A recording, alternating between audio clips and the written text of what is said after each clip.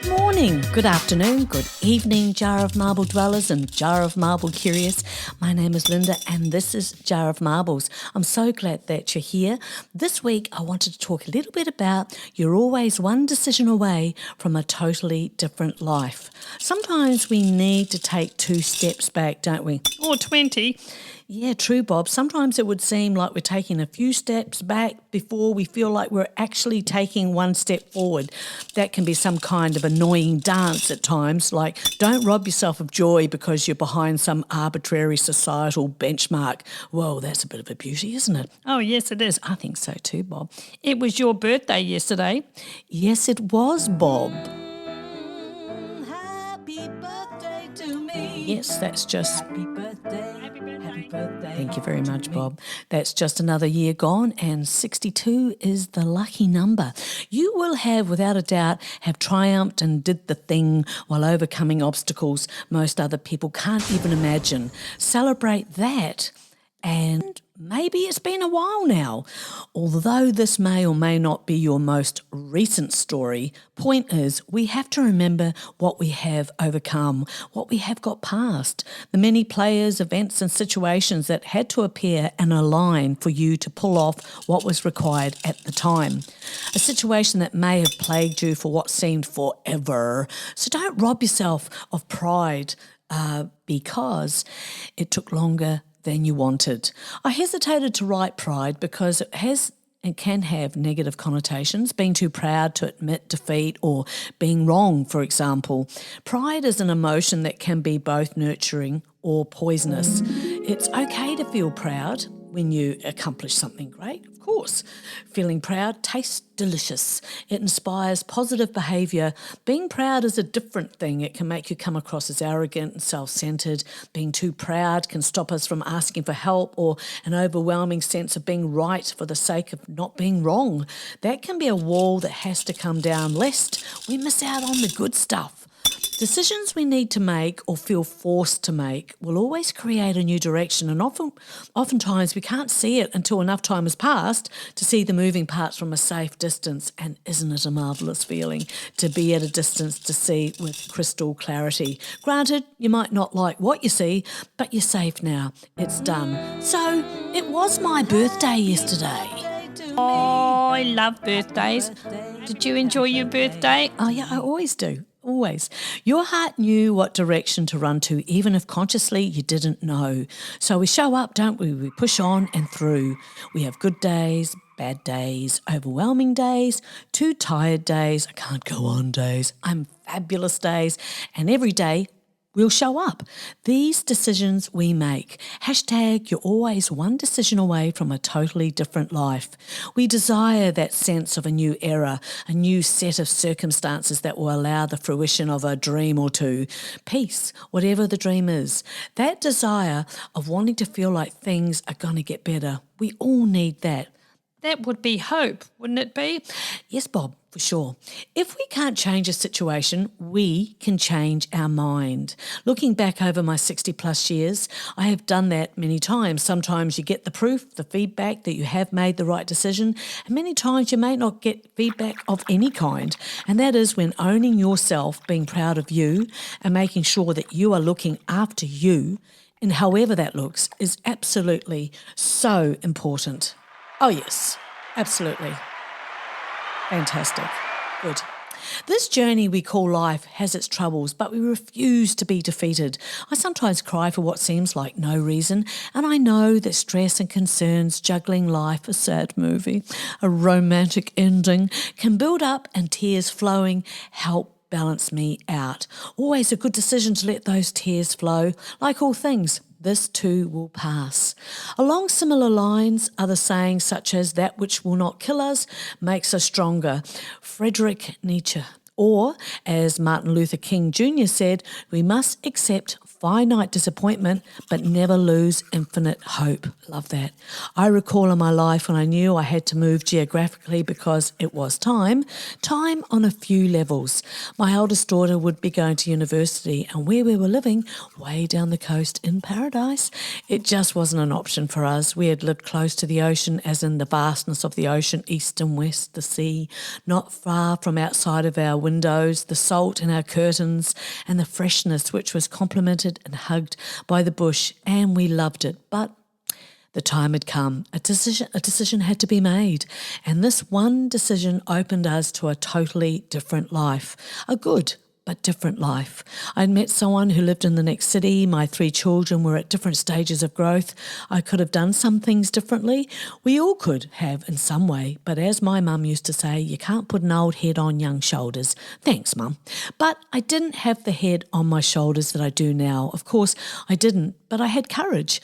I was earning my wisdom step by step, thankfully, and I felt like I had to leave with my family, and so planning began. Ultimately, the best decision for all of us. I don't admire my position looking back now, some 20 plus years ago. I look back and don't know how I managed it. But then this much older head enjoys being asleep by 9 a.m. now. So I look back and I'm glad it all happened the way it did. You would have to have asked yourself the same thing. I was used to not having support. I had a little mouth music on occasion, but nothing that actually helped emotionally or with paying bills, dressing my children, medical and dental challenges, school uniforms and beyond. It was squarely on my shoulders, and you know what? That was okay. Sometimes we truly know no other way. Well, until we do, then we have to look back and give ourselves just a little bit of kudos, don't you think? All right, good, thank you. That's for all us gals and guys out there that just had to do it on our own. Thank you. I believe because I was running the whole family dynamic, moving just didn't faze me. I say this because I know people who haven't moved very much at all, if at all, and me moving could give them conniptions. It's true, some people's reactions and opinions, while they were a little bit unnecessary, it was as if I was asking them to pick up a box, which I didn't. Their reactions, looking back, did surprise me, nay, amused me a little. Our movements can induce fear in others.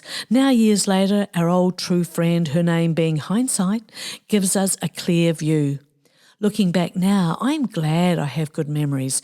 The rest just doesn't matter, doesn't get to muck up my story. I know what I did and they know what they didn't do. We all do. There's a saying, though, by Abraham Lincoln, you can fool all the people some of the time and some of the people all the time, but you cannot fool all the people all the time. I am sure you can appreciate for the movers and the shakers out there that moving is a lot, and we had done that a few times, well, quite a lot actually. It is always interesting who shows up to help or offers to help.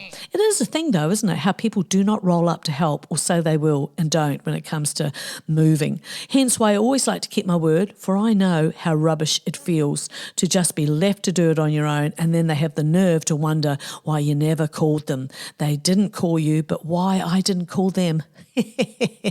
People. I was lucky though. I had a really good friend, Lisa, who she'd just roll up with her horse. What's the thingy that a horse float? I know my words. And it turns out that it was good. It was all good. A total relief that certain people, be it family or otherwise, that they stayed away as their presence was actually toxic. So it is any wonder that we get selective as to who we spend our time with, because being shat on from great heights gets boring. And also, the bottom line for me, some people simply write themselves out of your life, and I say, thank goodness for that. Hashtag, you're always one decision away from a totally different life. As we get older, we can look back, as I do in this instance, because I'm telling you a fragment of my life dealing with wayward fathers, for example, who simply stuffed me around and my life hugely. The daughters grew up beautifully in spite of them.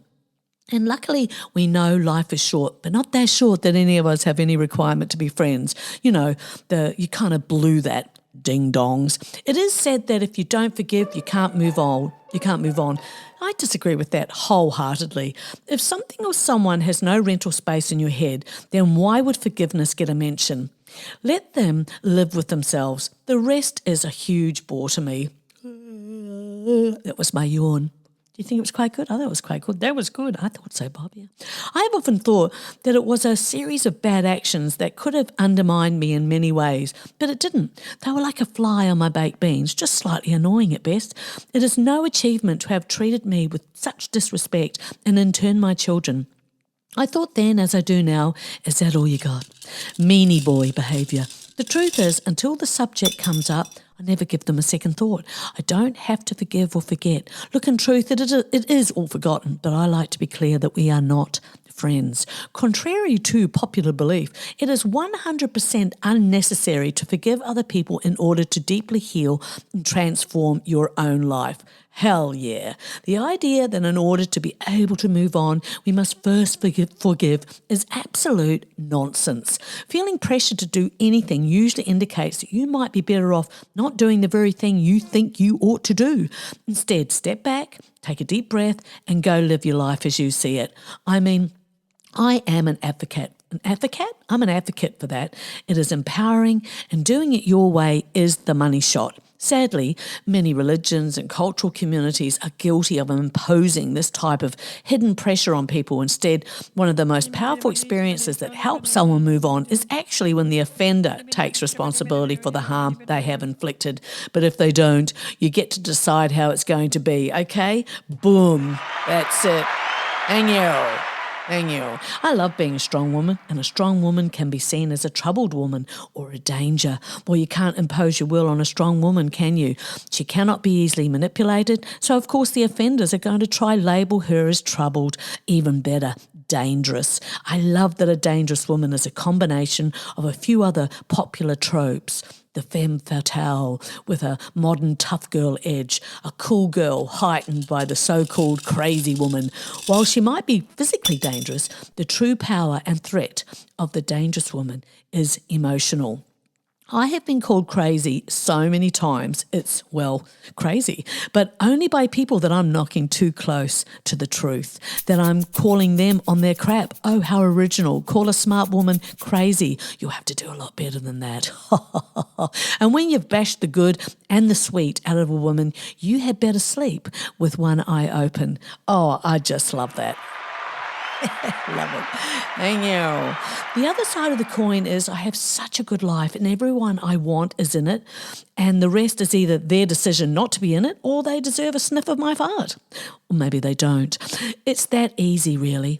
Hashtag, you're always one decision away from a totally different life. Are you mad? No, Bob, are you? No. Crazy, mad, nuts, paranoid. The labels go on, and we've heard them all. None original. It merely gives us a glimpse of their vocab and intent. I decided to make a decision, and I remember it clearly. I recall the peace that came over me. I did not want to haggle over $20 with fathers that wouldn't pay child support. I decided to do the whole thing on my own because they wanted invoices of exact spendings for their children.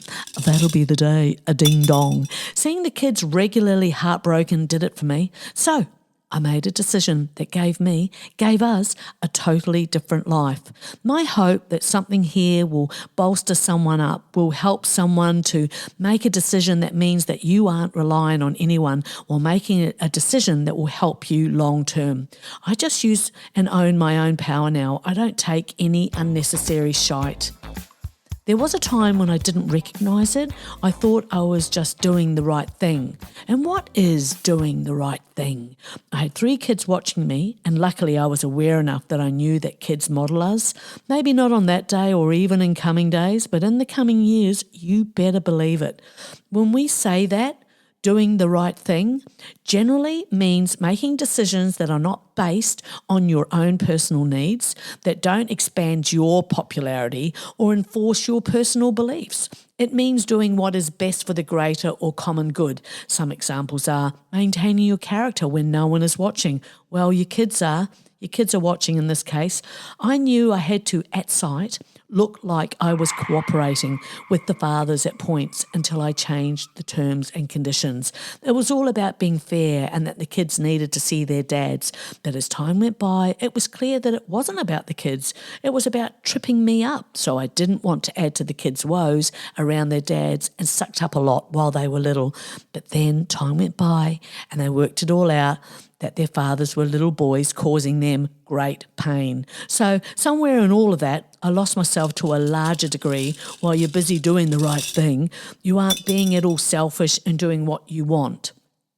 The selfish ones they're travelling, forgetting their kids' birthdays, telling lies, breaking promises, not paying for their children's upbringing, for their excursions, for their increasing needs, in my case, young kids becoming young women, real lowbrow stuff that could have and does have terrible effects on kids. Hence why, be sure, life will keep moving along and one day the shitty days are behind us. I think that is absolutely right and deserves a little bit of you-know-what. Absolutely. And because I don't know who is listening, let me tell you, I just love that I have this platform and I will call it from the mountaintops the truth. I hope the ones who aren't overly honest, sticking to their ridiculous, tales, choke a little bit on them. I really do, suffer in your jocks. There are so many of us who have to pick up the slack while these idiots have the potential to ruin little children's lives, that we have to pick up the entire job of raising kids on our own. Oh, but wait, they have rights. Yeah, well, so do the kids, and so do I. The parent that is left behind to cover their steps, hide the truth lest it destroys the innocence of little ones, they find out ultimately and hopefully when they are old enough to cope, because it will still involve coping. Writes my ass. Yes, you could say I feel strongly about it because I've lived through it, as so many of us have. I'm done with platitudes, playing small, nice, hoping for decency, forgive and forget, and now I can sit back with my cup of tea and enjoy the show, the fallout, the karma, if you will, but I won't be holding my breath. And importantly, continue to enjoy my life as I have and as I am. That's a great decision to make, to having a good life regardless. Now that I've said my piece, for now, moving on, I made decisions back then that I was going to keep walking away, and I did. I think it is seriously underrated what a big deal it is to be the first to say, I'm not doing this. I'm not going to be affiliated with that bunch, related or not. The first to break away, because if you don't, you know you will pay heavily down the path. The first to not go with a harmful tradition and step away to a more harmonious way of being. Being the first to walk away from harmful family is costly, even when the new life offers rewards. I know this. So many will never understand and they will judge you. I know that nugget well. Most people like their easy little slice of gossip and never put two and two together. Yay for the first club. I think you're absolutely right, Bob. Woo! I would say so, yes.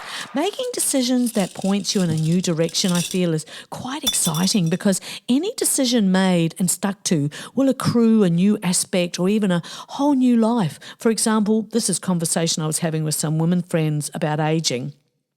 So we've turned a bit of a corner on the subject here. Older women and the things we say to one another. Point is, if we don't move away from old paradigms, we can't move positively in a new direction. So we were saying we've got to stop saying to each other, our vintage, our age group, for example, they're all over 60 at this particular gathering. We've got to stop saying that we look younger for our age, because what are we supposed to look like at a certain age anyway? Because we all age differently. Age, it turns out, is a badge of honour. We've made it this far. So far. It is time that we changed our perspectives and break free from society's obsession with youth. We went on to say that we don't want to reinforce the unrealistic standards of a youth-obsessed society. We were talking about cherishing the wisdom that comes, the experiences and beauty of those experiences, tell stories that I quite frankly want to hear. I am all for redefining beauty, strength and growth in older people. If we could erase all the mistakes of our past, we would also erase all our wisdom in our present. It is about remembering the lesson and not the disappointment. I turned 62 yesterday. Happy birthday to me. Did you get nice presents? You've already asked that. I was spoiled. Thanks, Bob. As Mother Teresa said, yesterday is gone, tomorrow has not yet come. We have only today. let us begin. I'm so interested and invested in time now, especially when you've just had yet another birthday, 62 marble dwellers.